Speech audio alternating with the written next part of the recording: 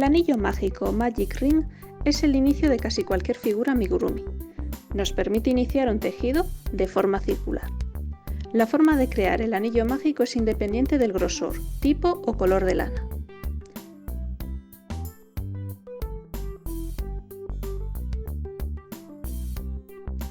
Para iniciar un anillo mágico, se debe tomar el hilo y sujetarlo entre dos dedos.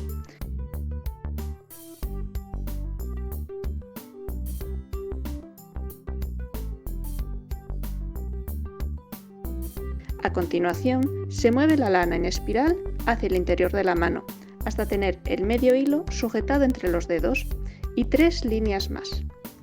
Intentaremos no apretar mucho la lana, porque luego vamos a necesitar quitarnos esta lana de los dedos. Con una aguja de ganchillo del tamaño adecuado, se toma el hilo más cercano a la mano y se pasa por debajo de los siguientes 2 hilos. A continuación, se hace un punto simple para fijarlo, es decir, se pasa la lana nueva por debajo del arco. Retiramos la lana de los dedos y la sujetamos entre los dedos índice y pulgar. El hilo de la lana que está sujeta aún al ovillo debe quedar por encima del índice. La aguja irá por dentro del arco que hemos creado. Esta es la manera general en la que sujetaremos cualquier cosa realizada con ganchillo. Una vez tenemos la lana en posición, tomamos la aguja y la pasamos por el círculo donde antes estaban nuestros dedos. Tomamos lana y la hacemos pasar por el círculo. Tomamos más nueva lana y la pasamos por los 2 arcos siguientes. Así tenemos nuestro primer punto del anillo mágico. Repetimos para hacer más puntos. Pasamos la aguja por el círculo central, tomamos lana y la traemos para tener 2 arcos. Tomamos lana otra vez y la hacemos pasar por los 2 arcos. Repetimos el proceso. Tercer punto, cuarto punto. Es importante no saltarnos ningún paso. Por ejemplo, podríamos querer llevar la lana directamente desde el centro al arco, pero esto es erróneo. Esto crea puntos bajos con los que es más complicado de trabajar. Para deshacer un punto, simplemente tiramos suavemente de la lana nueva y se irá deshaciendo. Los anillos mágicos suelen llevar como apellido un número. Por ejemplo, un anillo mágico de 5 es un anillo que tiene 5 puntos. De esta manera, hacer un anillo mágico de 4, 5 o 6 puntos difiere simplemente en la cuenta total de puntos que haremos en esta fase. Aunque el anillo mágico nos permite tejer circularmente, el resultado no son esferas perfectas. El número de puntos de un anillo nos permitirá definir mejor la forma de la esfera. Un anillo de 5 puntas tendrá una sección pentagonal, uno de 6 puntas hexagonal y así sucesivamente. Dependerá del patrón, pero normalmente anillos de 3 o 4 puntos generarán brazos o piernas y anillos de 5, 6 o 7 puntos generarán cabezas o troncos.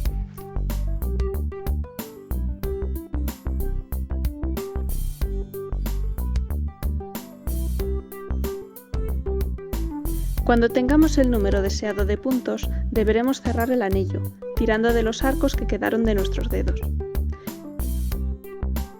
Primero, identificaremos el hilo del que tenemos que tirar. Tomaremos el hilo suelto y tiramos de él suavemente un poquito. Lo que pasará es que uno de los arcos se hará más pequeño.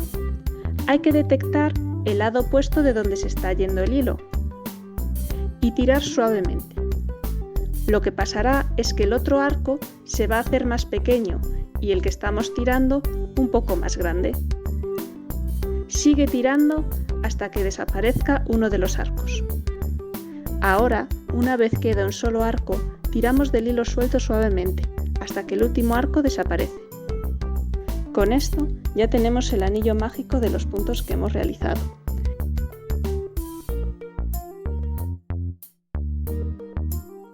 En este caso, tenemos 5 puntos, un anillo mágico de 5.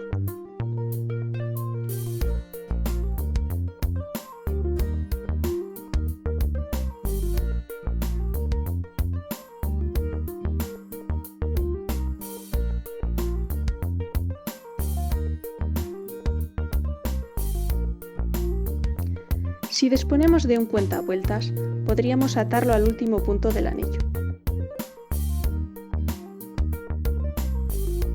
Sin embargo, a mí me gusta utilizar el siguiente truco.